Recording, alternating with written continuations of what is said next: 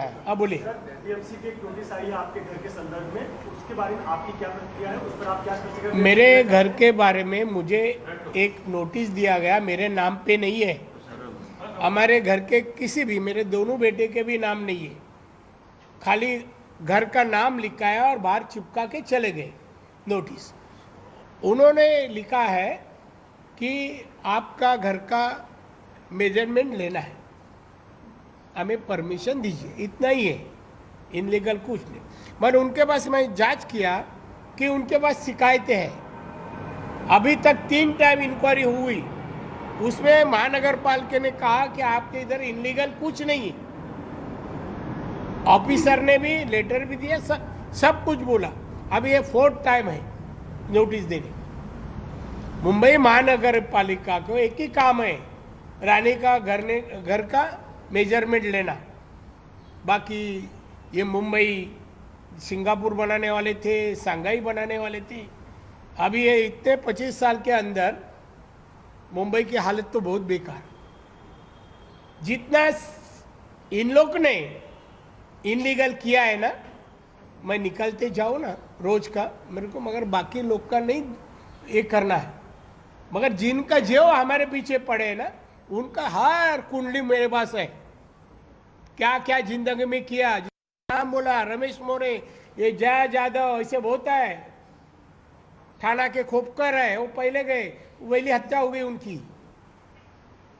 तो ये सब आस्ते आस्ते बाहर आ जाएगा। और ये जो कर रहे हैं, सरकार चला नहीं सकते हैं, तो लोगों को अलग दिशा में डाइवर्ट करने का ये कोशिश है। हमारे दोस्त है, जरा पूछते मातोश्री पार्टी को लेकर भी आपने कहा कि उसमें बहुत गैर कानूनी चीजें हैं, लेकिन पैसे देकर के सारी चीजें रेगुलराइज कराई बाद में किए। पहले इनलीगल ही कंस्ट्रक्शन था, और वहां भी हमारे आर्किटेक्ट सेम है। दादा, एक चौंकाने वाला मामला है कि जिस वार्ड ने आपको नोटिस भेजी है वो वार्ड खुद इलीगल है, उसके 3 फ्लोर इलीगल है। किसके वार्ड के? क्या बात कर रहे हैं? अरे वाह वाह, ये हाईलाइट है। यही ब्रेकिंग न्यूज दीजिए अभी सब लोग।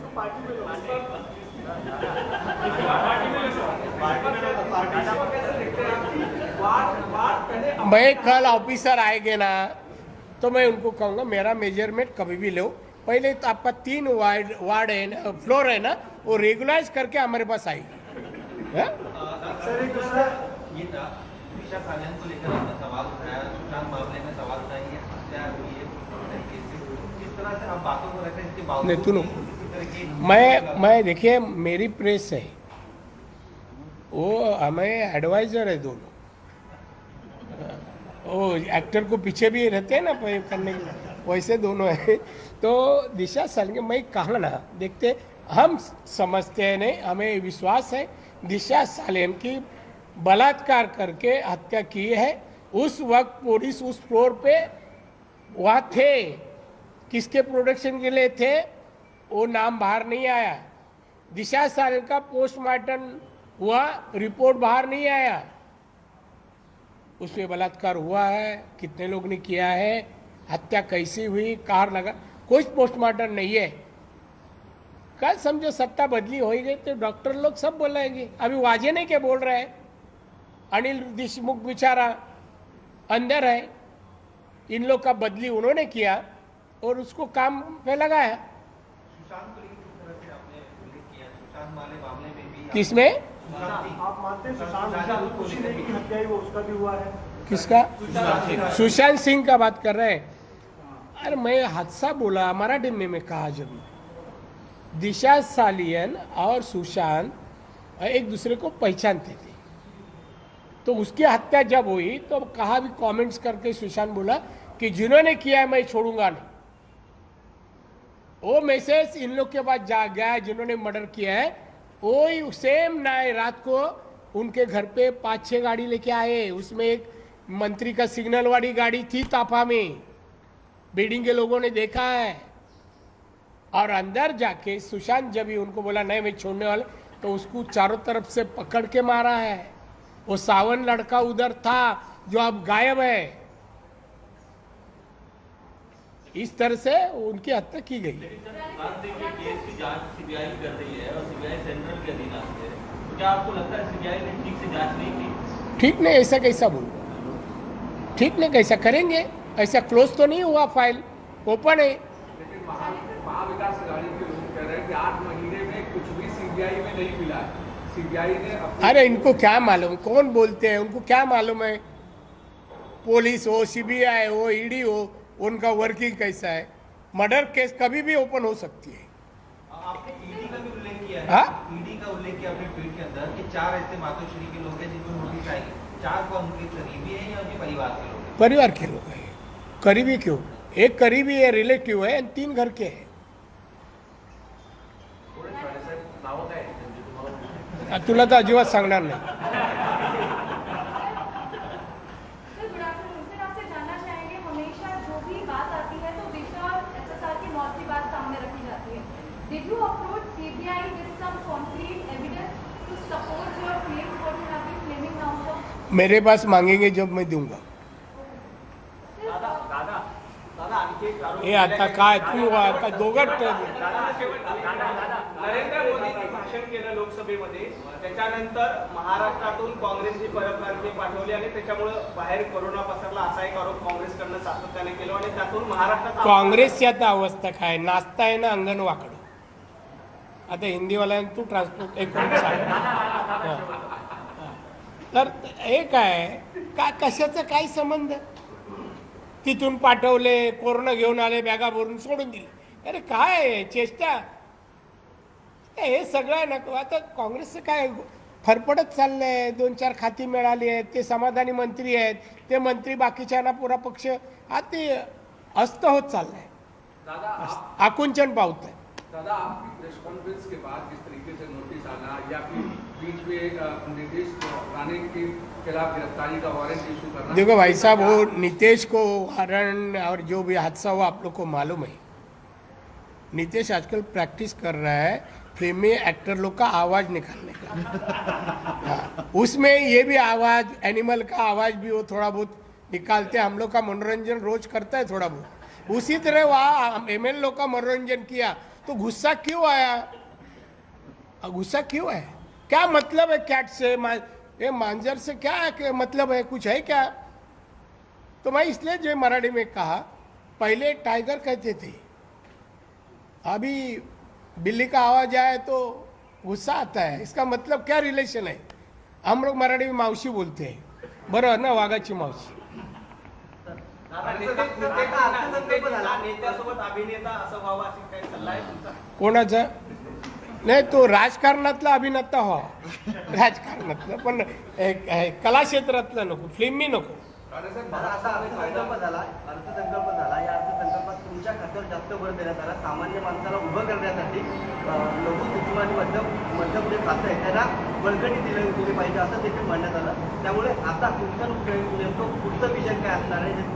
माझं विजन असं आहे, देशातल्या गरीब बेकार लोकांना, तरुण तरुणींना एमएसएमईच्या माध्यमातून उद्योजक बनवणं, त्या उद्योजकातून लोकांना रोजगार निर्माण करून देणं, देशाचं उत्पन्न वाढवणं, देशाचा GDP वाढून, एक्सपोर्टही वाढून देश आत्मनिर्भर बनावा हे पंतप्रधानांची इच्छा आहे. त्याचं योग्य रीतीने पालन करून GDP वाढायला MSME अतिशय चांगल्या प्रकारे काम करते आहे. त्यासाठी माननीय पंतप्रधानांनी आमच्या खात्याला 5 लाख रुपये फंड दिलेला आहे, प्रोविजन आहे 5 लाख कोटी. आपने महाराष्ट्र सरकार को 3 पत्र लिखे अपने खाते से संबंधित। वो एक भी नहीं, या इंडस्ट्री मिनिस्टर मीटिंग में बैठा तो भी सोता है. तो अभी हम लेटर लिख के कुछ फायदा नहीं है, कुछ उनका एक्शन नहीं है. राणे साहेब, महाराष्ट्रात कायदा आणि सुव्यवस्थेची परिस्थिती एकदमच खराब आहे का? राष्ट्रपती राजवट लागू शकते? मी जरा विचारून येतो आणि सांगतो तुम्हाला. सुधीर मुनगंटीवार यांनी आता वक्तव्य केलं की आतापर्यंत 98 चुका मविया सरकारनं केल्या आहेत. 100 होण्याची आम्ही वाट बघतो आहे. आणखी 100 भरलंय की राष्ट्रपती राजवट लागू शकते असं एक त्यांनी वक्तव्य केलं. नाही, त्यांचं वक्तव्याला एक मराठी म्हण आहे, 100 भरले का संपलं. चला तर 100च्या जवळ येत आहेत. खरं म्हणजे मला सांगावं 100ची वाट पाहायची गरज नाही. महाराष्ट्राला, शिवाजी महाराजांच्या महाराष्ट्रात असा कारभार अभिप्रेत नाही सुडाचा. कोणाच्या घर बसवा, घर उद्ध्वस्त करू नका. माझत नाही, माझं तर सोडा. कोणी महाराष्ट्राचा नागरिक आहे बेकार असेल, तो शेतकरी आहे, मजूर आहे, कामगार आहे, भिकारी आहे, त्याला 2 टाइम जेवण कसं मिळेल, छत कसं मिळेल, अंगावर कपडा कसा मिळेल, याची चिंता मुख्यमंत्र्याला असली पाहिजे. असं काही दिसत नाही. इस सवाल आप केंद्रीय मंत्री है, महाराष्ट्र की राजनीति से काफी अनुभव है आपको. मेरे को बोला. यस सर, आप भी मंत्री हैं, तो आप मंत्री हैं और अनुभव काफी है. जिस तरह कर्नाटक में हिजाब वाला मामला सामने आ रहा है, इस मामले में आपकी क्या प्रतिक्रिया? No comments, only Maharashtra. दादा, आदित्य ठाकरे म्हणाले राजकारणातलं मला प्रदूषण संपवायचं आहे 2024ला. अरे वातावरणातलं संपवा, मग राजकारणातलं संपवा. अजून म्हणा लहान आहे, मी काय त्याच्यावर जास्त काही टीका करत नाही. लहान आहे, जी काय जबाबदारी आहे ना राज्य सरकारची ती आधी पूर्ण करा. मुंबईतलं प्रदूषण बघा, आजार बघा, किती प्रकारचे आजार आहेत. कोरोना जास्त का आला मुंबईत, जास्त लोक का मेली, याचा अभ्यास करा. त्यामुळे राजकीय उत्तर देण्यापेक्षा काहीतरी पूर्वीचा जो काय तुमचा इतिहास असेल त्यापेक्षा वेगळं काही करून दाखवा ना. माझ्या शुभेच्छा आहे चांगल्या कामाला. काल एकनाथ शिंदे म्हणत होते की जेव्हा प्रश्न त्यांना विचारण्यात आला की तुम्ही जे ट्विट केलेलं आहे तर ते म्हणाले की आम्ही अशा ट्विटला घाबरत नाही शिवसेना आणि आम्ही घाबरत नाही. त्यांना जर नावं सांगायची इच्छा तर त्यांनी सांगावी उघड. हा शाळा पॉलिटिशियन झाला तो. नावं सांगितलं त्याचं माहिती आहे त्याला, त्याचं नाव नाही आहे, मातोश्रीचे नाव आहे, सांगा. मग ते गेले का आपण आहेत ना भाशिंग बांधून.